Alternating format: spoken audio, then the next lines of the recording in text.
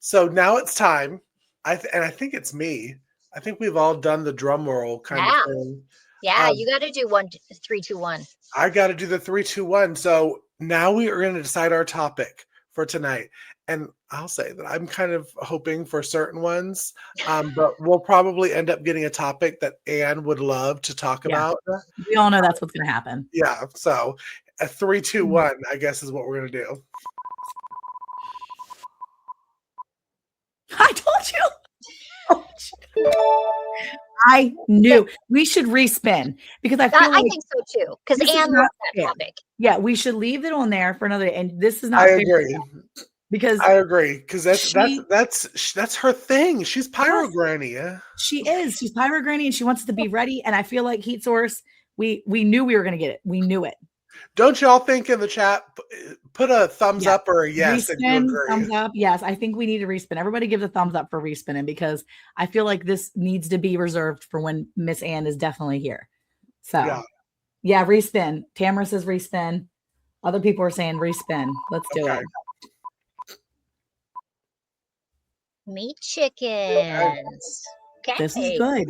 We can talk about this. This is the one thing Miss Anne doesn't have on her list of things she's done yet. That's true. That's good for when she's listening to this. Yeah, and she'll go, I had questions and I wasn't there. Right. Okay, we're going to answer all her questions tonight. Tonight, yes. Okay, so we've all had done meat chickens, right? Yeah. See, we're twins. We think alike. So yeah, we've all had meat chickens. I think this is perfect because and I'll start if you want, because when I first got meat chickens, we had only done like egg layers and we moved to Texas and I was like, oh my gosh, we're going all in. I want chickens. And I told Eric, I was like, I want meat birds. I want 15 of them. And I didn't know anything about meat birds, but I was going in. So I got 15. Like that was going to be enough for my big family, but we wanted to start moderately small. And so we got 15 birds. They threw me in a bonus bird, which happened to be a rooster that is a hen, like a big, beautiful rooster. I got him later. Needless to say, I was doing great with my 15 birds. I had 100% live rate. All of them lived from baby to full blown, ready to process adult. And with my meat birds, the first time, what we didn't know, which I very much know now, is that you have to pull the food, or maybe you don't have to, but you should pull the food up at night so that the meat birds don't just continue to eat through the night, or make sure you don't refill it. So we would feed our birds and they were little and they were cute and they were just like and eating all the food. And I was like, and whenever my regular egg layers were out of food, I would give them more food because I was like, but they kind of regulate themselves. Meat birds are completely different. They will eat until they literally explode. I didn't know what was happening. One of my birds would walk, and then he'd tip forward and put literally his body would just catapult itself head first into the ground. I'm like, oh my gosh, something's wrong with him. He was like 6 weeks old. Why is he looks like he's going to die. He was breathing heavy. Like he'd been like out at steakhouse or something. Like he was really having a trouble. And I asked a friend of mine and she said, oh, well, are you taking the food up at night? And I was like, what do you mean? She said, stop feeding them at dinner time. I was like, I didn't know that. She's like, yeah, you're going to give them a heart attack. So I figured it out quickly and we don't do that anymore. And I just ordered, and I've done big batches. I've done 72 at a time and I had a big loss rate. And then I've done 35 at a time. And I just ordered 40 of them for an April 8th pickup date. So I'm ready to get back into meat birds again. Eric has finally said this. You're talking the Cornish Cross. The Cornish right this time. So this is what I'm choosing to do right now because it's an immediate, pretty much a quick instant gratification. But I will say with my Cornish Cross, and a lot of people don't do this, but I kind of let mine free range and live their life. We free range them during the day as much as we can. And then we round them up and we watch them when we free range them. They don't have absolute free range because we tend to have hawks that'll come and pick them up and kill them. So, but yeah, I paid $1. I paid $1.10 a bird. Oh, that's good. Yes, I did. So I'm very happy with my $1.10 a bird. So And what kind of meat birds did you say? Cornish they're Cross? just the Cornish Cross, yeah, Okay. Cornish Cross. But I know the place that I'm getting them from. I've gotten them from there before, and I Yeah. had a very successful, healthy batch of meat birds. But again, I let mine free Good. range. I give mine a lot of scraps, and I let them. And I watch them. They learn to scratch if they're around other birds, and I feel like I give them a good life that way. So when you did, Sandy, when you did meat birds, How many did you do at a time? Well, I can only have 5 Okay, in my but place but at a you time. did 5 meat birds. Yeah. But oh, that's cool. Yeah, and then other times I've done a cross that they're both they're good layers and they're meat birds. Yeah. And for a backyard homesteader, Mm. this is a perfect situation, I really do think so too. because you can just do the cycling of when you're having the birds and when you need to um, not have the birds. Yeah. But did I tell you the funniest story about me getting meat birds? Have I told you this? I Uh, don't know.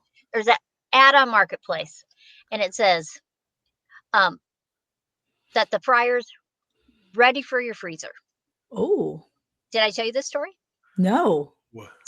So I thought, great, you know, I'm picturing my brain. I'm going to pick these birds up. I'm putting them in my freezer. I get there. No, they're alive still. Oh, And I said, you said they were ready for the freezer. And she goes, well, they are. yeah. They're Yeah. full grown. They're ready for your freezer. We're ready Ready for to you. go. I took Now- them anyway. Now butchered Jennifer Ocean is getting American breast chickens or Breast. breast, American Breast. breast chickens.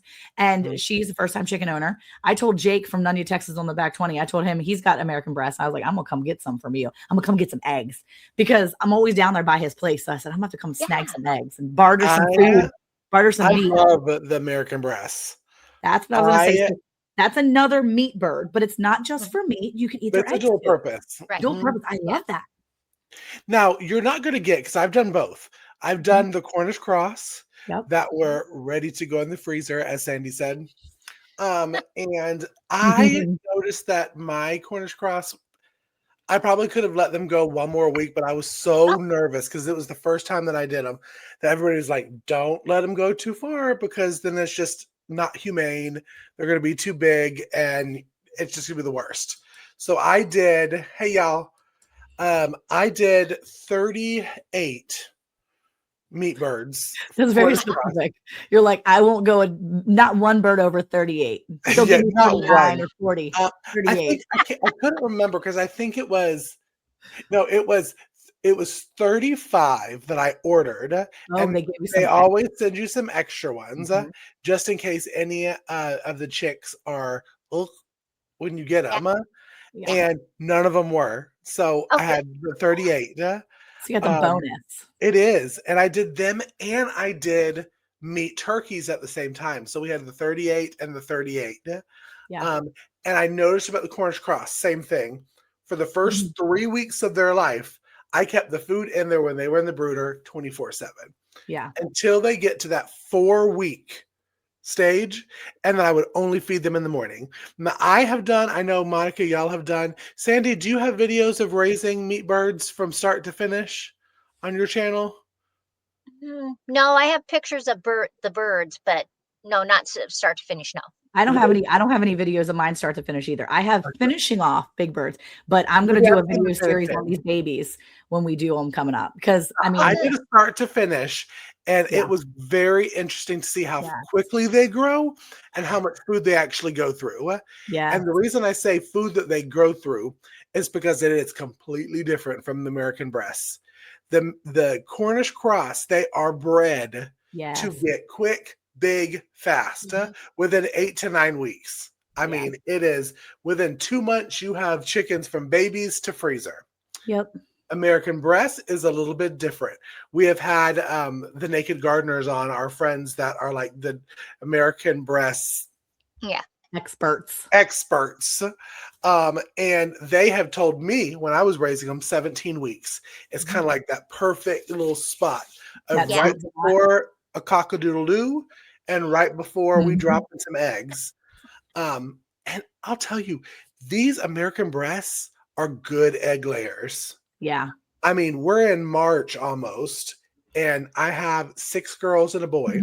Mhm. I'm getting 5 eggs a day right now, I love that so and much. that's we're talking February. Yeah. So, you just gotta think, 1, how long do you wanna put money into these meat birds? Yeah. Right. And how much do you wanna spend? Like how Sandy was saying, when you have the dual purpose ones, you're not paying for the chicks anymore from Yeah. a Mhm. hatchery or wherever you're getting it from. It's continual, and then you can start making your money back Yep. on what you paid for the chickens. Or if you're gonna do the Cornish Cross, which is nothing wrong with it, Yep. you are gonna have to pay for them because they cannot. Now, there's always gonna be that one person in the comment that says, "My Cornish Cross I was grew mine able up, to lay an laid egg. an egg, blah, blah, blah. Yeah. Great for you. We woohoo!" But normally they don't. So Yeah. That's not the norm.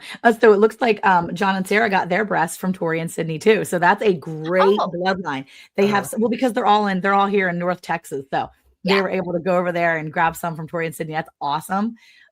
So yeah, that's a good bloodline. And I was excited when I realized that I had like 2 friends. Now I have 3 friends that have American breasts because John and Sarah will now have American breasts. and Monica, I keep on telling you, I'm gonna send you some eggs if you want eggs. I'm gonna Yo, if wrap my them up. truck didn't want to like break down last year, Yeah. I would have been getting eggs from you by now. However, it's fine. It's fine. But yeah, no, I mean, honestly, I think American breasts are probably going to be a transition for us at some point. I like all my little fluffy butts running around. So I like my little egg layers that are all colorful and stuff, and it's fun to watch. But as they get older, I will probably phase them out and try to go with that dual purpose because I love having the eggs for my kids that Mhm. eat eggs. And I want something that's going to be good egg layers and production wise. But I also want something that is going to be I'm going to be able to consume on a regular basis. So that's why we're like, let's get back in the chickens again. Let's Yes. get this done. And for Texas, this is like literally the best time to have meat birds if you're going to just do Cornish because it is nice weather. It's not super Mhm. cold. It's not super hot. Well, Hot. depending what day it is. I think tomorrow it's gonna be like 80 degrees. It's so ridiculous. But for the most part, when it gets stupid hot, I'm already gonna have mine put in my freezer. And then I'm gonna do another batch. My plan is to do another batch of meat birds purchased from the hatchery, like literally $1.10 a piece. That's amazing. Just buy another batch of like 40 or maybe 50 for the fall. Because Uh-huh. then I can Yeah. stock my freezer again in the meantime. So that way we'll have our own beef, our own pork, our own turkey, our own rabbit, and our own chicken again. Because that right there, if I can have like my basic meats in my freezer, stocked Right. up in my jars on my shelf in my meat pantry, then that's the best thing for me, right? So, is there anybody in the chat that has any questions about meat birds? Yes, and I wanted to highlight Penny's, comment right there also Yeah. because Tamara did say that she was nervous about processing. I'll Mhm. tell you, I have to agree with Penny because especially when you get to week 7 or 8 with the Cornish Cross, they Mhm. smell Mhm. awful. Now, let me just say, they would never attack you that kind of way, No, but there's when you walk in, it's like, whoom, and you can't really walk because you got 30 chickens standing on your boots. yeah. And it's like they're vultures for food. Yeah, they're And kinda you're like, yeah, okay, you meeting Jesus yeah, in like 2 days. time to go. It's time to Look go. But you also know where it's coming from. And you know that you Yeah. have given them a Mhm. great life. And it's the same thing for not even just meat chickens, pork, beef, Mhm. anything. We always say we don't like the processing part of it. It's not something you wake up in the morning and you're like, yay, it's time to go unlive something. But you know that that was their purpose when it came Yep, onto your farm, and you exactly. just go with it. You just go with it. Blue says that's not something a normal thing that they do where she lives. So I have a question, Blue. How do you like do people not raise their own meat? Or is it maybe because you're kind of more in like a suburb area? I mean, I know you raise your own food, like your vegetables and stuff, Yeah. or your veg. She says veg, and it's so cute. I just want to squeeze her. I love listening to Blue talk. She could be talking about the most, like, it doesn't even matter what she's talking about. I'll just be like, let me hear what you have to say. Just talk to me for a couple minutes. Talk. I'm just let me hear you. But yeah, so like, how does that work? Like, I mean, like, is it only because you live kind of in the suburbs more, or is it because that's just kind of taboo not to raise your own meat? That was my question for Blue. You know what I mean? Like, I mean, I know like when I lived in the suburbs in Maryland, it was going to be a taboo thing. Nobody was raising meat there. Nobody was raising their own meat. I was looked at a weirdo anyway because I had chickens 14 years ago. I had chickens in my backyard, and people were like, "What in the world?" And I'm like, "Yeah, I want eggs for free." Well, You're right. they were free. My chickens were laying them. That's a really good price, John and Yeah. Sarah. I mean, it's a good price if you're doing that. I'm like, it just do it yourself. It's easy. Just easy. Come on, come to us. We'll help you. Yeah, but we not really meet birds. It's normally mixed flocks, and we get one when we want one. Yeah, that makes sense. Like, just go out and get one when you want one. Even rurally, it's only a new thing to raise specifically meat birds if you have the space. Okay, that makes sense. I mean, I kind of like that's how we do with our turkeys. We just throw them out there, and we have the turkeys. And when we know it's a holiday coming up, we go like 2 days before and we snatch one out. So. Okay, question. Could you put a couple ducks among your egg layers for collecting duck eggs for baking with? I have no knowledge on raising duck layers. Yeah. I have ducks and chickens all hanging out together, all intermingling. They live together with their turkeys, which is also taboo. People are like, don't mix your turkeys and your chickens. But my turkeys and my chickens and my ducks all live happily together. They're like the best of friends. Nobody tries to hurt each other. Everybody's good. The only animals that try to hurt the other animals is my dogs whenever the chickens get out of line. They don't like the roosters, so they run around and chase the roosters. Otherwise, no, they all hang out together, and we raise the ducks specifically for the eggs for Eric, right, and then the chickens for the rest of us, and the turkeys for the rest of us because we like turkey meat, and turkey eggs are pretty legit. So, and with what Blue was saying, it doesn't have to be a specific breed of meat chickens for you to raise your own chicken. I mean, all chicken is going to taste the same. Yeah. Now, depending on the age of the chicken and if it's a rooster and that kind of stuff, the tenderness may not be as a meat bird would, but it goes great in a canning jar, and you can process it, and it's great for casseroles and soups. So don't think you just have to buy the Cornish Cross or spend the money on getting American breasts. Any chicken is going to produce you chicken meat. Yeah. Right. Exactly right. Yeah, it doesn't have to be a fatty to consume it, because the Cornish Crosses are the fatties. They're like the big birds of the flocks. Yeah, when my children were little, we had ducks too, 2 ducks, and they called them Quackers and Cheese. It was just so cute. We had a little pond, and but I think they can really get along well together. If you have a mean rooster, you may have to have some separation, if there's an issue, but for the most part, I think they're fine together. Yeah. And I think Jennifer was mentioned too. The breast, the American breast is a different quality if you finish it on cream and corn. So if you finish it off on that, then they do taste. I've heard they taste different. That's one of the things that I do. Have you done it both ways, Casey, to do a little experiment? I have, yes, because Sydney and Tori told me about the cream and corn for the last. I did it for the last 2 weeks before they were unlived. Yeah. And I will say that they did not get size. Now, when we do Cornish Cross, I normally have sometimes an 8-pound chicken. 6 to 8 pounds is what I've noticed with my Cornish Cross. Monica, have you noticed that too? That's a big bird. The Cornish Cross, I haven't done Cornish. I haven't done just specific Cornish in a long time. It's been, years, like probably like 6 or 7 years probably. And honestly, I feel like they were finishing out at like 5 pounds, maybe 6. That's a big bird. We also did it one time when we had a 4-H kid. He came over and we helped him process his birds.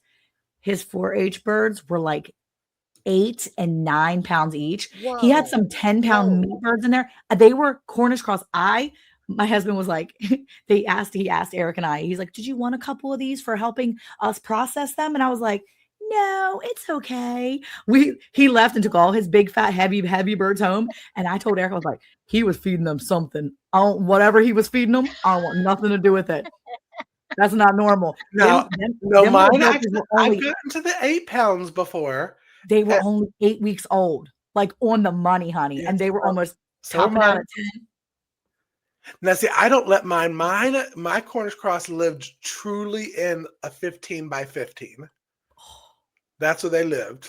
And I noticed that they were bigger. And when I processed the American breasts, Mm-hmm. they were more of like a 4 pound, 5 pound would be like really big Cornish Cross. But the meat it has just a better flavor to it. So Yeah. don't expect if you're raising. Now, I guess you could probably get the American breast up to the 8 pound. I don't know why you would want to, because I prefer a smaller chicken. Yeah. If I'm going to do a 8 or 10 pound, I'm going to have a turkey. And I noticed Yeah. that with my Heritage Breeds turkeys, they're the 8 or 10, sometimes 12 pounds instead of the 25 pound that you'll get in the grocery store. Yeah. So I did try the corn and cream, and yes, it does do a lot better with the taste. They're just not going to be as big.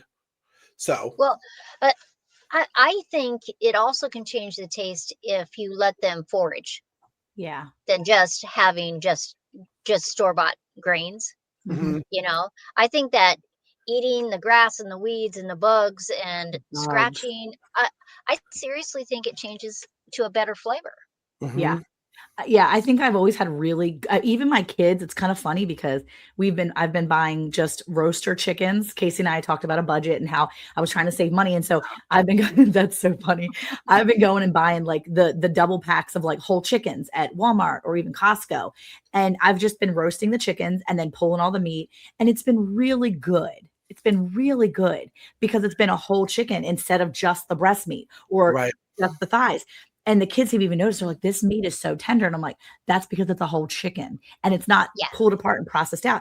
And I think that really when you make a whole chicken, it tastes different. And I cannot Mhm. wait because even the kids were like, we're not really looking forward to raising these dirty birds because they're always so dirty and stinky, like Casey said. But we do, again, we let ours forage. We kind of let them free range while we're watching them. And then we let them go back in. And I feel like they have always tasted so good. Because they is dumb. They, but they just, but they They had, is dumb. we've had such good experiences with them. And even one time when I raised like 72 the one time, and I had a loss of like, I think I lost like 30 of them. It was a rough season. Oh, It was a bad season, and I was really upset at first. And I realized, you know what? That's okay. God is still in control. And I Mhm. got through it. And man, I'll tell you what, they tasted amazing. And it wasn't anything that they were doing. It was kind of just the weather and all the things. And it was the wrong time of year. And I just didn't know enough before I took on that big of a number. But man, they just taste good. And the kids are kind of excited. I don't think some of the younger kids remember what it was like though. So Well, that's good. It's like starting fresh. I think they're in for a rude awakening. They're gonna be like, never mind, we're not doing this in the fall. So yeah, that's That's true. true. That's what it is. Because even when we do our turkeys, my kids have said, "Oh my goodness, this turkey tastes so good though when it's raised at home." And then we've had turkey from the store, and we've had people taste it, and they're like, "Oh, it just tastes like turkey." And I'm like, "No, yeah. no, this does not taste like turkey, y'all. Oh, And you only know store bought turkey." well, don't they also? I don't know. I don't want to spread some conspiracy theory, but I feel like they plump up a lot of I know tinfoil hat. They plump up a lot of the like the breast and the stuff because you can't tell me. Now you see, I'm pointing straight at the camera. You cannot tell me that when you get a thing of breasts at the grocery store, that them as chickens with that big old chest, Mm-mm. those like are turkey size breasts, and Yeah. it's not plumped with something. Because even my big old 8-week-old Cornish Cross, the time that I did it, didn't have that size chicken breasts. I I'm feel gonna like say, they tell you Yeah. that though at the store. Yeah, really? it'll say that it's injected. They have labels that they have to write if they do that. Mhm. Oh, But maybe I don't pay uh, attention. a huge percentage of store-bought chickens anymore are roosters. They're not hens. Makes sense. Eh, Which are roosters, I've noticed, to me, even if they're younger, they're not as tender. Like they're tough. It's a tough bird, and I will say, and I wouldn't call anybody out on where I bought some meat from, but I bought some meat from somebody. It may have been a chicken and a turkey. I won't say, and it, it was so bad. And oh, that's too bad. figuring it out, I'm like, it probably was because it was a rooster, and Yeah. you Mhm, gotta cook roosters different way than you do, mhm. like, the hens and the meat birds. It's just something that you can't roast. You're Yeah. gonna have chicken leather. Yeah, Well, and it's interesting. Oh, I'm sorry, Mom. no, you're good. Go ahead. I was just thinking how interesting it is that how it's changed in, say, the last even 30, 40 years. That, Mhm. you know, on a homestead, they would just have all kinds of chickens. Like on my grandmother's farm, that she'd just buy a run, if Mhm. she wasn't having the Mhm. hens lay. And so you had all kinds of different kinds of chickens. And she would just butcher them when they got older. She didn't have freezer space. And so Right. it was just like, go catch a chicken.